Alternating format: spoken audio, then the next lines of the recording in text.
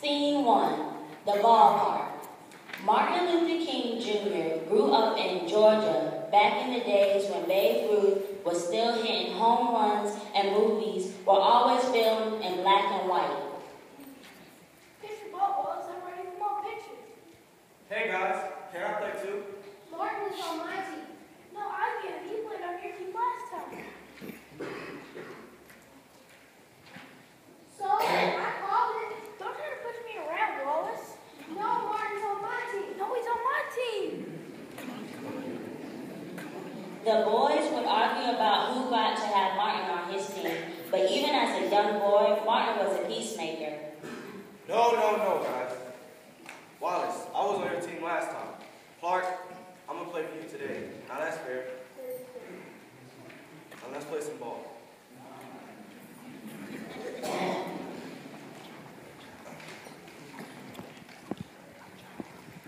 Scene 2, the Ebenezer Baptist Church. Martin's father was pastor of the church. They called him Daddy King.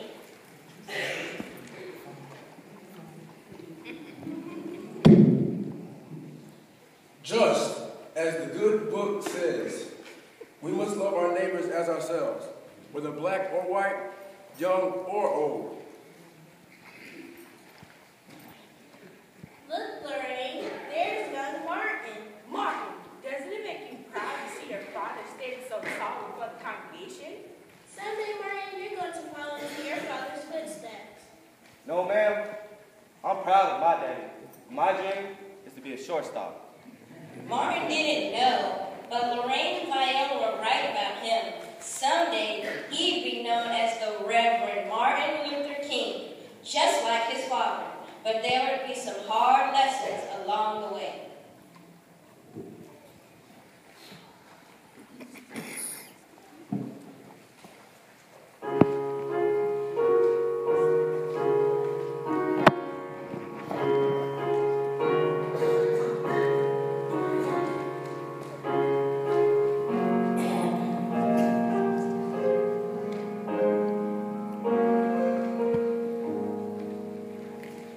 Scene 3, the neighborhood grocery store. Clark and Wallace's parents owned a market across from Martin's house. Martin thought it strange that whenever he and his mother went to the market, they entered through the back door. Mrs. Connor. Oh, Mrs. Connor. What?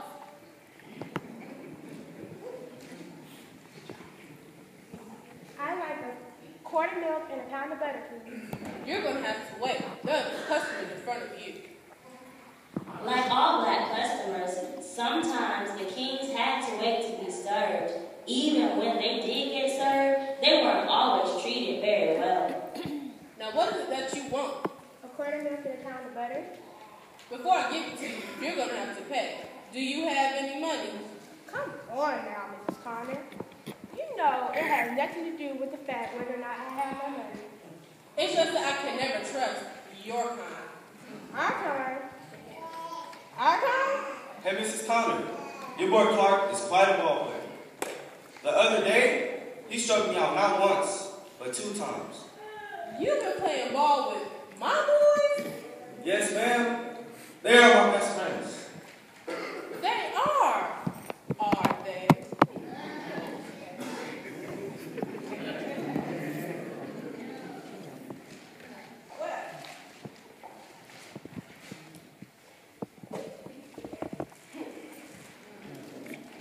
Here's your pound of butter and your quart of milk. Now head out the back door.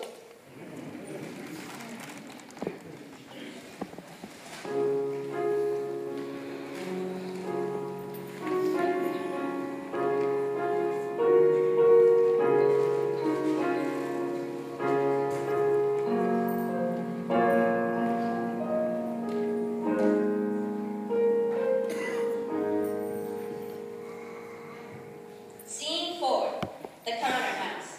The next time Martin went to the ballpark to play, no one was there. He ran to the grocer's house and knocked on the door.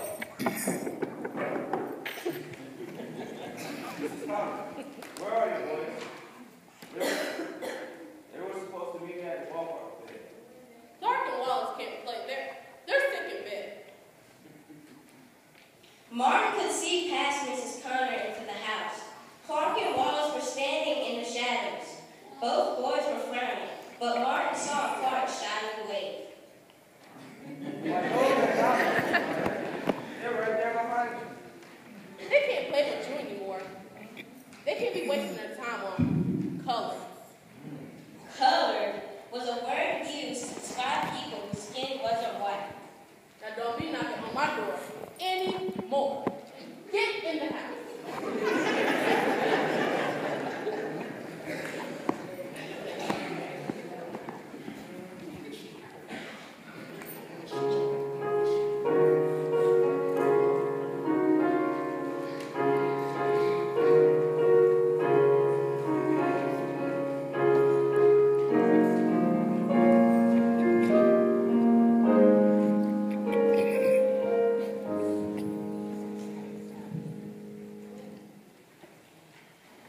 Scene 5, the King's house.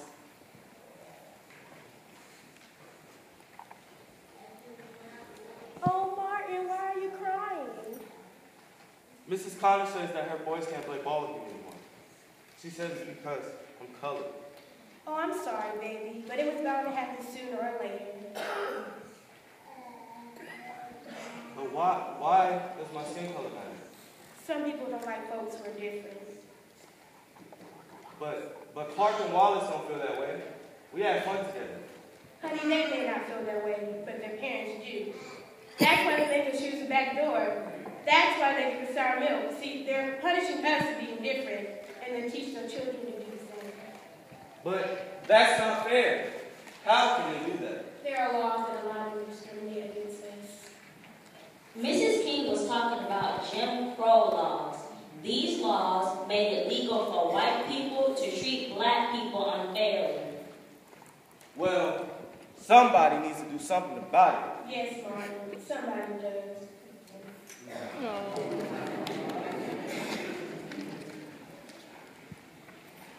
Scenes.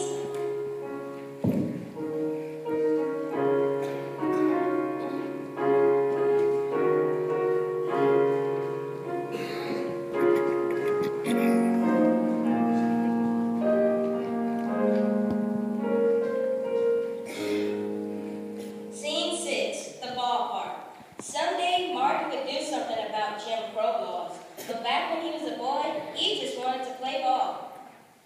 Hey, look, it's Martin.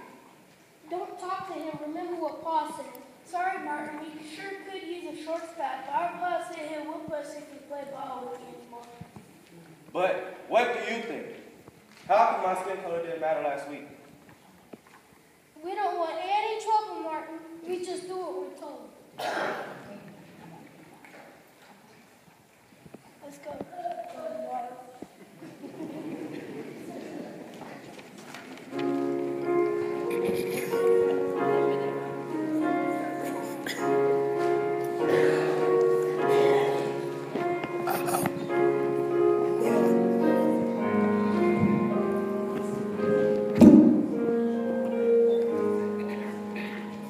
Scene 7, Washington, D.C. Years after Martin was told he couldn't play ball, he would preach to more than 200,000 people of every race and color in Washington, D.C. Over the years, Martin would be arrested many times for standing up for himself. He would be beaten, stabbed, and spit upon. Yet through it all, Martin would follow his father's advice to strive for peace and harmony among all people. That's why we celebrate his birthday each January. I say to you today, my friends, so even though we face the difficulties of today and tomorrow, I still have a dream.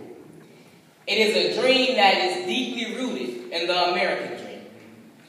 I have a dream that one day this nation will rise up and live out the true meaning of its creed.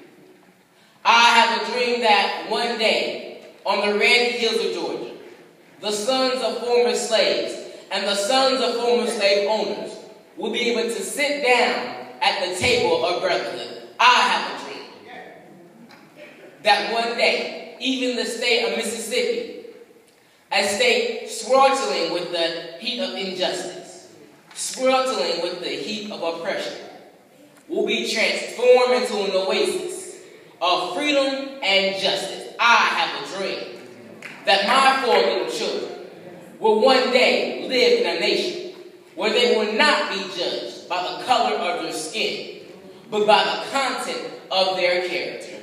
I have a dream today. I have a dream that every valley shall be exalted, every mountain and hill shall be made low, the rough places shall be made plain, and the crooked places shall be made straight. And the glory of the Lord shall be revealed, and all the flesh shall see it through. This is our hope.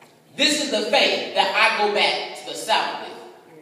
With this faith, we will be able to hew out of the mountain of despair a stone of hope. With this faith, we will be able to transform the jangling discords of our nation into a beautiful symphony of brotherhood. I have a dream that with this faith, we will be able to work together, to pray together, to struggle together, to go to jail together, to stand up for freedom together, knowing that we will be free one day. This will be the day when all of God's children will be able to sing with a new meaning.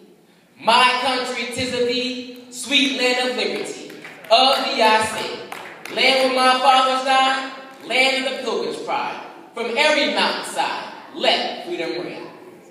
And when this happens, when we let freedom ring, when we let it ring from every state, every hamlet, from every state, every city, we will be able to speed up that day when all of God's children, black men, white men, Jews and Gentiles, Protestants and Catholics, will be able to join hands and sing in the word of the old Negro spirituals.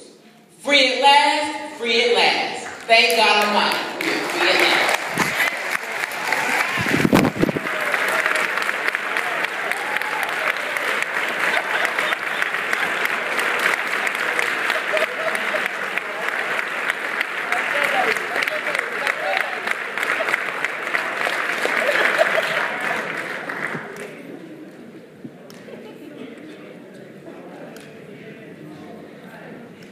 Please excuse me, I have to get this up together because I was there.